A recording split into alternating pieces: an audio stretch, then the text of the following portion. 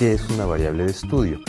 Como variable vamos a entender aquella característica de la población que a nosotros nos interesa estudiar. El nombre viene de que generalmente toma o siempre toma valores diferentes, observación por observación.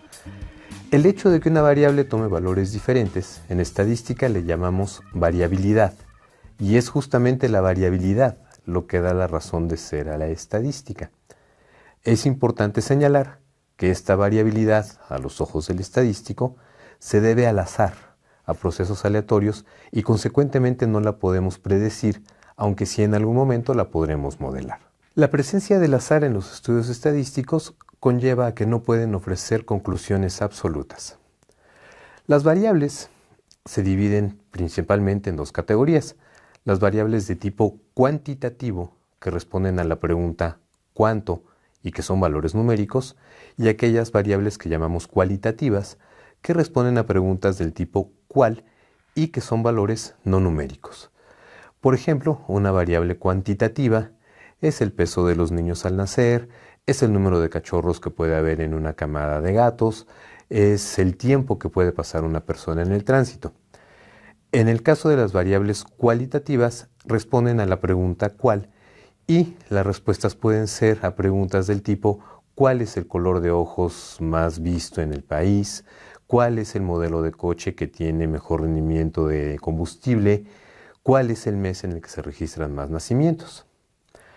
Las variables de tipo cuantitativo se dividen a su vez en dos categorías: las variables que son discretas y las variables que son continuas. Una variable discreta es aquella que se puede contar. Por ejemplo, el número de piezas dentales que una persona puede tener con amalgamas o con resinas, el número de monedas que una persona tenga en su bolsillo.